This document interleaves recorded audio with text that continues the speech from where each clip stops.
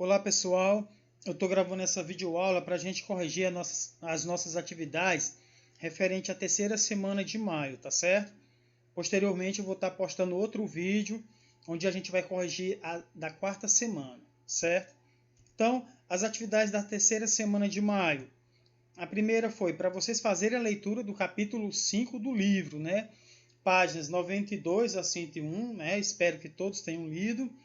A segunda foi copiar e responder a atividade da página 93 do livro, né?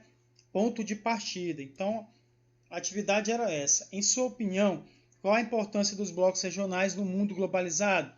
Cite algum bloco regional de integração econômica. Então, a importância, pessoal, reside no fato de os países se tornarem mais fortes dentro do mercado mundial, né?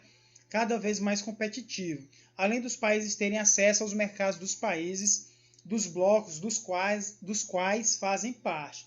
Um exemplo de bloco econômico que eu coloquei para vocês foi o Mercosul, que todos vocês conhecem, né?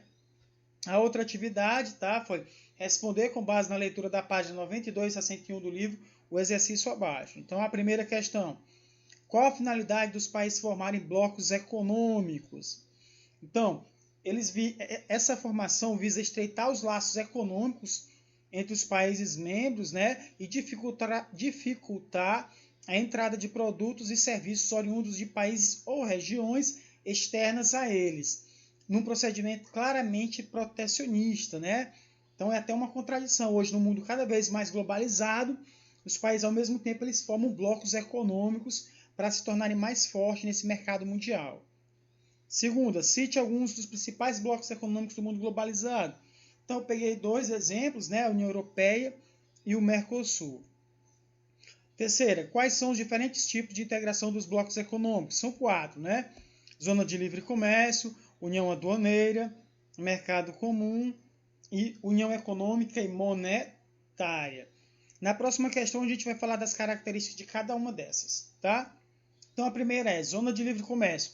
Nesse tipo de bloco, né, a intenção é apenas criar uma zona de livre comércio, né? É o que ocorria, por exemplo, antigamente com o NAFTA, tá ok?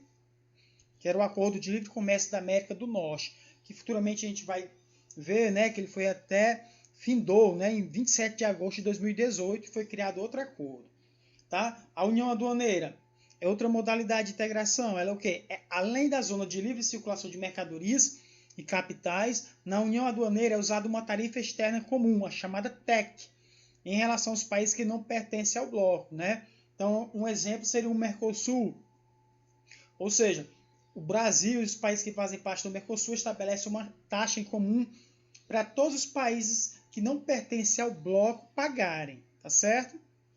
Mercado comum. Além de apresentar as mesmas características das associações anteriores, o mercado comum compreende a livre circulação de pessoas e a padronização das legislações econômicas, trabalhista, fiscal e ambiental. É o caso da União Europeia, né, antes da criação do euro. E a União Econômica e Monetária, que é o estágio mais avançado de todos os blocos econômicos, né, que no caso é a União Europeia. Então, é o atual estágio da União Europeia após a adoção da moeda única, o euro, como eu falei para vocês, tá ok? Vamos para a próxima questão, para o vídeo não ficar muito longo. Explique o que foi o Benelux, o que ele visava e quais países faziam parte dele. Então, foi um grupo criado em 1944, formado por Bélgica, Holanda e Luxemburgo, né? E esse grupo seria o embrião inicial da União Europeia, tá? Ele visava principalmente facilitar o escoamento da produção de carvão e aço pelo porto de Roterdã. Então foi lá desde o início, né, em 1944, que já começou-se a ter uma ideia, né, da criação da União Europeia, tá? A sexta questão: qual tratado criou a Comunidade Europeia do Carvão e do Aço, SECA? Qual era o seu objetivo? Então foi o Tratado de Paris, né? Tinha como objetivo garantir o acesso às jazidas carboníferas e unificar a produção e a comercialização do aço dos 6 países membros, né? Alemanha, França, Itália e os países do Benelux, que a gente acabou de ver quais são, tá? Então vejam só, a União Europeia aí já começa a tomar uma forma, né? dentro do seu processo histórico de formação. 7. Qual tratado criou a Comunidade Econômica Europeia, CEE? Digo que ela visava. Então, foi o Tratado de Roma, em 1957. Visava a criação de uma união aduaneira com isenção de tarifas, né? O que permitiria a livre circulação de produtos entre os países da comunidade e o estabelecimento de uma tarifa externa comum, a TEC, que eu acabei de explicar para vocês o que é anteriormente, dos países do bloco com outros países que dele não participavam. Processo que foi consolidado em 1968. Vamos para a 8ª questão. Explique o que foi o Tratado de Maastricht, né? Foi o tratado, pessoal, que criou a União Europeia, que foi assinado em fevereiro de 1992. Então, foi um tratado importantíssimo, né? Esse documento transformou a Comunidade Econômica Europeia em União Europeia. Tá ok? 9. Cite as 3 instituições centrais da União Europeia. São 3. O Parlamento Europeu, no caso, né? O Conselho da União Europeia e a Comissão Europeia. Tá ok? 10. Em que ano surgiu o euro? E qual o objetivo da União Europeia com a criação do mesmo? Bem, pessoal, o euro vocês conhecem, né? Ele foi criado em 2002, surgiu em 2002, tá? E ele surgia para ser uma moeda forte internacional, passando a concorrer com o dólar americano, tá? Então, hoje a gente tem 2 moedas bem fortes dentro do mundo, dentro do mercado globalizado, né? Que é o dólar americano e também o euro, né?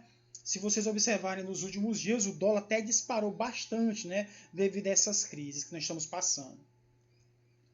11. Explique o que foi a crise da zona do euro e em qual país a crise foi mais profunda. Olha, foi uma crise econômica e financeira internacional, né, que assolou o mundo em 2008.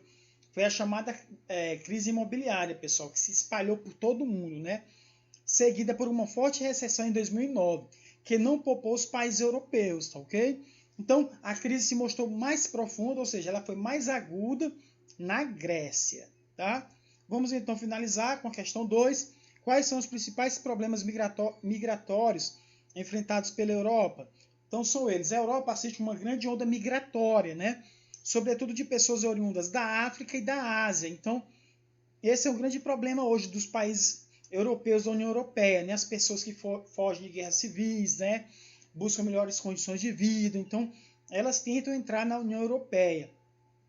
Então, muitos tentam entrar de forma até ilegal no continente, arriscando suas vidas, tá? Então, pessoal, para o vídeo não ficar muito longo, aqui a gente vai encerrando, tá?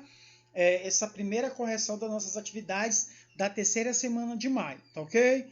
Valeu, obrigado a todos.